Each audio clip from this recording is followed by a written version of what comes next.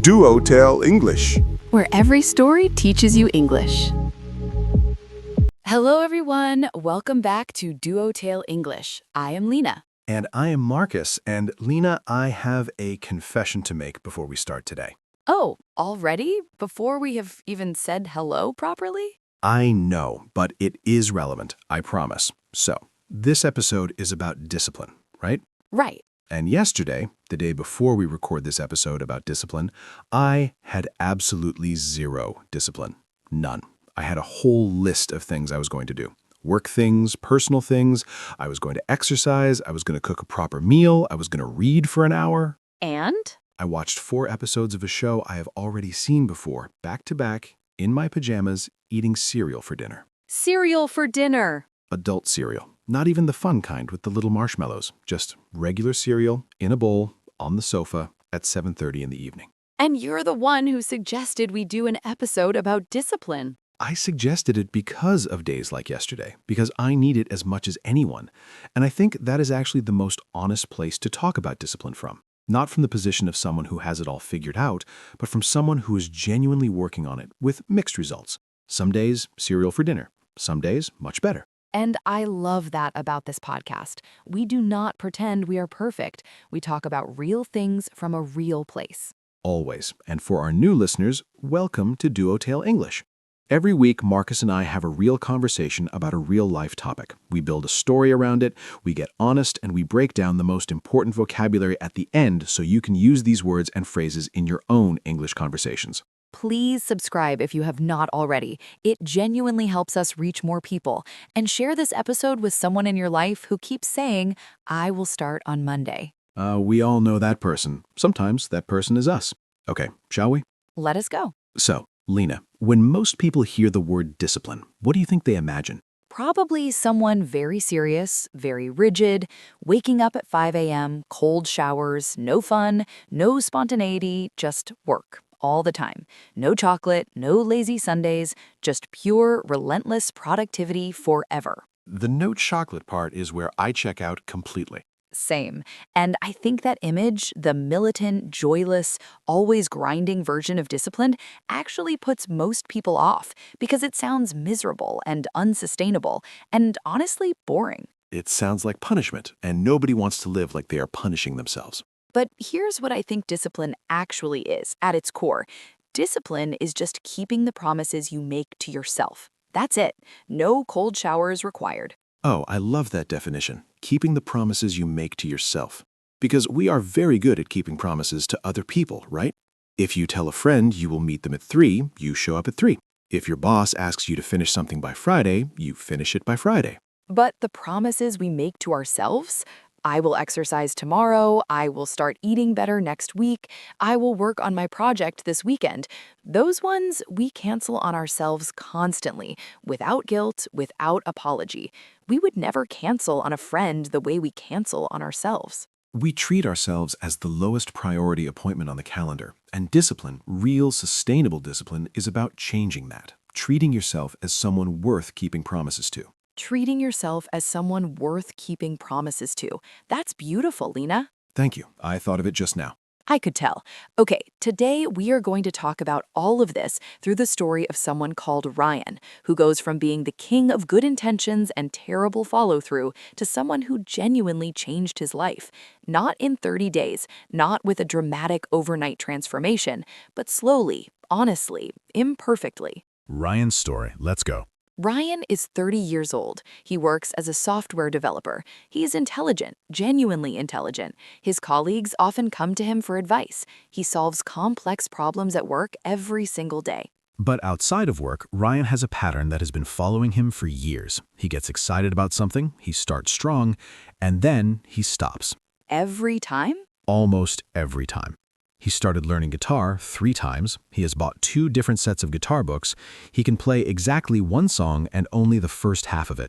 Only the first half? He started running twice, got the shoes both times. The second pair are still in the box in his wardrobe, untouched. The shoe's still in the box. I feel that personally. He started writing a novel, just the opening chapter, 4 times, 4 different novels, 4 opening chapters. None of them continued past page 3. 4 opening chapters. He could probably publish a short story collection of beginnings. A collection of beginnings. Actually, that sounds like a book title. Ryan, if you're listening, there's your 5th project. Do not give him more ideas. Okay, so Ryan is not lazy. That's the important thing. He works hard at his job. He's not someone who sits around doing nothing. Right, he's what I call motivation dependent. He can do incredible things when he feels motivated, when the excitement is there, when it's new and interesting and full of possibility. But the moment the motivation fades, and it always fades, he stops. Because he's been relying on motivation to drive his actions, and motivation is unreliable. It comes and goes. It's an emotion, and you can't build a consistent life on an emotion that changes every day. Exactly. Motivation gets you started, discipline keeps you going, and Ryan has a lot of the first and almost none of the second. So what happens? What changes for Ryan? One evening, Ryan is talking to his older sister, a woman called Maya, and he's telling him about his latest project. He's decided to learn Spanish. He's downloaded 3 apps, he's bought a workbook, he's very excited. Oh no, the pattern is beginning. Maya, who knows her brother very well, listens to all of this, and then she says very calmly, "Ryan, how long before you quit?" She just said it directly. Directly, no softening. And Ryan is annoyed at first. He says, "This time is different. I really mean it this time." And Maya says, "You always really mean it. That's never been the problem. The problem is what happens when you stop feeling excited about it. What happens then?" And Ryan doesn't have an answer. He doesn't have an answer because he's never thought about that part. He's always focused on the beginning, the excitement, the plan, the new shoes, but he's never made a plan for the hard middle, the boring Tuesday 3 weeks in when the excitement is completely gone and you just don't feel like it. The boring Tuesday. That's where discipline lives. Not in the exciting beginning, not in the triumphant end, in the boring Tuesday when you don't feel like it and you do it anyway. Beautifully said, Marcus. Discipline lives in the boring Tuesday. And that's what Maya helps Ryan understand. She says, you don't need more motivation, Ryan. You need a system, something that works even when you don't feel like it. Strategy 1, make it smaller than you think you should. Ryan wants to learn Spanish. His original plan was 1 hour every day, which sounds great on day 1, but day 15, day 22, when he's tired from work and his brain is full, and the last thing he wants to do is conjugate verbs for an hour? He's going to skip it, and once you skip it once, the next skip gets easier, and then it just stops. So Maya tells him, make the commitment so small that you have absolutely no excuse not to do it. 10 minutes, just 10 minutes of Spanish every day. That's it. 10 minutes sounds almost embarrassingly small. It does. And Ryan thinks 10 minutes is nothing. That's too easy. But Maya says, exactly, it should feel too easy. Because the goal is not to have the perfect session every day. The goal is to never miss a day. Show up every day, even on the bad days, even for just 10 minutes. The streak matters more than the duration. And what usually happens when he sits down for his 10 minutes? He usually does more because starting is always the hardest part. Once you're in it, you often just keep going. But even on the days he does exactly 10 minutes and stops, he still showed up. He still kept the promise to himself. And that matters enormously for how you see yourself. Because every time you keep the promise, even a small one, you're building evidence that you are someone who follows through. And that identity, I'm someone who follows through, that's what discipline is built on. Not willpower, identity. Not willpower, identity. Write that down, everyone. Strategy 2, attach the new habit to something you already do. This is sometimes called habit stacking, and it's genius in its simplicity. What does Ryan do? Ryan already makes coffee every single morning, without fail. He's done it for years. So he decides immediately after I make my coffee and before I look at my phone, I do my 10 minutes of Spanish. The coffee is the trigger, Spanish follows the coffee. Every morning, same order, same time. And the beauty of that is he's not finding new time in his day. He's using the time that already exists around something he already does. Exactly. You're not adding something difficult into an already busy life. You're attaching a small new thing to an existing anchor. And after a while, it feels weird not to do the Spanish after the coffee. The sequence becomes automatic. Like coffee means Spanish, Spanish means coffee. They become linked in his brain. Completely linked. And strategy 3, and this one surprised Ryan the most, never miss twice. Not never miss twice. This is so important because Ryan, like most people, had an all-or-nothing mentality. If he missed one day, he felt like he had failed, like the whole thing was ruined. And then he would miss another day, and before long, he had stopped completely because one miss had become permission to stop altogether. The missed day destroys the habit. But Maya reframes it completely. She says, missing one day is an accident. Missing 2 days is the start of a new habit, the habit of not doing it. So the rule is, you are allowed to miss. Life happens. You get sick, you have an emergency, you have a cereal for dinner kind of day. A cereal for dinner kind of day. Those days happen, but the rule is, whatever happens, you never let 2 bad days happen in a row. One miss is allowed. 2 misses is a pattern, and patterns become habits. So the next day, no matter what, you show up. Even just for 10 minutes, you keep the streak alive. And psychologically, that is so powerful. Because instead of feeling like a failure after one missed day, you feel like someone who is managing their imperfection. You miss one, you bounce back. That is what disciplined people do, not perfect people, people who bounce back. Disciplined people are not people who never fall. They are people who get up quickly when they do. So, 6 months later, where is Ryan with his Spanish? Ryan has a 172-day streak, not 0 missed days. He missed 4 days total in 6 months, but he never missed 2 in a row. So the streak, the real streak of commitment, stands at 172 days. 172 days. That is extraordinary. And his Spanish has reached a level he never thought possible when he was buying apps and workbooks and feeling excited for 2 weeks. He can have basic conversations. He understands Spanish music when he listens to it. He watched a Spanish film recently, with subtitles, but still, and understood about 60% without them. And the guitar, the running, the novels? He has not touched the guitar. The shoes are still in the box, and there is no novel. But, and this is the important thing, he is not trying to do everything. He picked one thing. He built a system around that one thing, and he's winning at that one thing. And winning, actually winning, feels so different from the constant starting and stopping he used to do. Because he has proof now. Proof that he can be consistent. Proof that he is someone who follows through.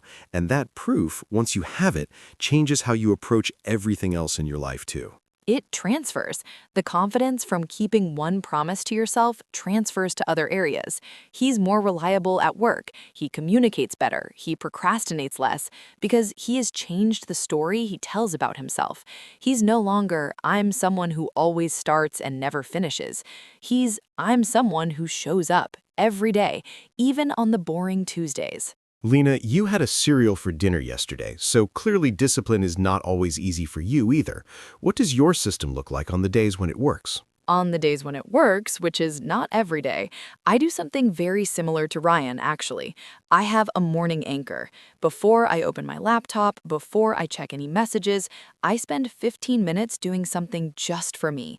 Some days it is journaling, some days it's stretching, some days it's just sitting quietly with my tea and thinking. And on the days when you skip that, how does the day go?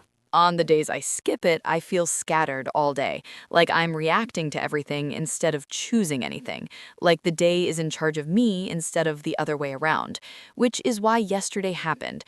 I skipped my morning anchor and then just drifted all day until I ended up on the sofa with my cereal. The drift. That is such a good word for it. You just drift. Without the anchor, you drift. Exactly. And for me, the cereal days are actually useful information. They tell me, you skipped your anchor. You need to protect that morning time more carefully. It's data, not failure. Just data. That reframe from failure to data is so healthy. And for me, my system is very simple. I write down 3 things every evening that I want to accomplish the next day. Not a huge list, 3. Just 3. And the rule is, before I do anything enjoyable in the evening, those 3 things have to be done. Or I have to consciously decide to move one to the next day and replace it with something smaller. But they cannot just disappear. They have to be acknowledged. So they're always in front of you. You can't just forget them and feel okay about it. Exactly. And some days, all three are done by lunch. And some days, I'm writing tomorrow's list at 11 p.m., realizing I moved the same task for the fourth day in a row, and I really need to just do it. The task that keeps moving to tomorrow. Every single person has that task, the one that lives permanently on tomorrow's list. Mine is organize my email inbox. It has been on the list for, I will not say how long.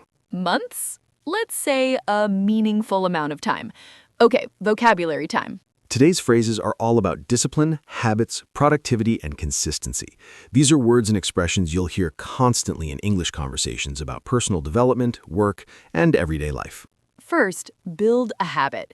To build a habit means to develop a regular behavior through consistent repetition over time until it becomes automatic.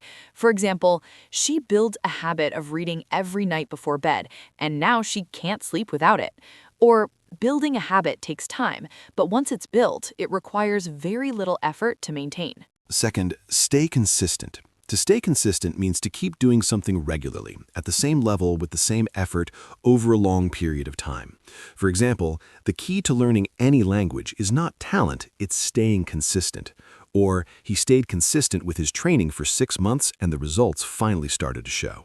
Third, procrastinate. To procrastinate means to delay doing something, especially something important, by finding other less important things to do instead. For example, I've been procrastinating on this project for 2 weeks, and now the deadline is tomorrow. Or, stop procrastinating and just start, even badly. Starting is always better than waiting for the perfect moment. Fourth, willpower. Willpower is the ability to control your own behavior, to resist temptation and make yourself do difficult things. For example, discipline is not about having endless willpower, it's about building systems so you need less willpower. Or, relying purely on willpower is exhausting. Design your environment so the right choice is also the easy choice. Fifth, follow through. To follow through means to complete something you started or promised to do, to not give up halfway. For example, he always has great ideas, but he rarely follows through on them. Or, the difference between dreamers and achievers is usually just follow through. Sixth, hold yourself accountable. To hold yourself accountable means to take responsibility for your own actions and results, to not make excuses, but to honestly evaluate what you did and didn't do. For example, if you want to improve, you have to hold yourself accountable, not blame circumstances. Or, she started sending her friend a daily update to help hold herself accountable. And the last one, take control. To take control means to actively manage a situation rather than letting it manage you. It's about being the driver, not the passenger, of your own life and choices. For example, after years of feeling overwhelmed, she decided to take control of her schedule and everything changed. Or, you can't always control what happens to you, but you can always take control of how you respond. 7 incredibly powerful phrases, and notice every single one is action-oriented. Build, stay, follow through, take control. Discipline is active, it's a verb, not something that happens to you, something you do.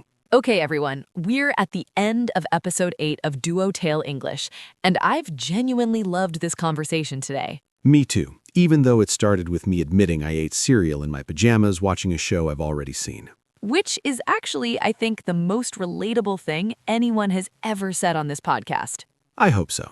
Okay, to summarize, we learned today that discipline is not about being perfect. It's not about cold showers and waking up at 5 a.m. and never having fun.